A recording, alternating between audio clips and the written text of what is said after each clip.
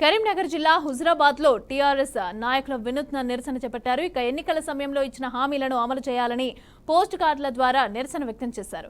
రైతులకు ఇచ్చిన హామీలను వెంటనే అమలు పరచాలని డిమాండ్ చేశారు. రైతులకు ప్రకటించిన 500 రూపాయల బోనస్ ను వెంటనే అమలు చేయాలని అన్నారు.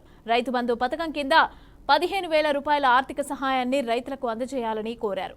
ఎన్నికల సమయంలో ఇచ్చిన హామీ మేరకు 2 లక్షల రైతు రుణమాఫీని వెంటనే అమలు చేయాలని అన్నారు.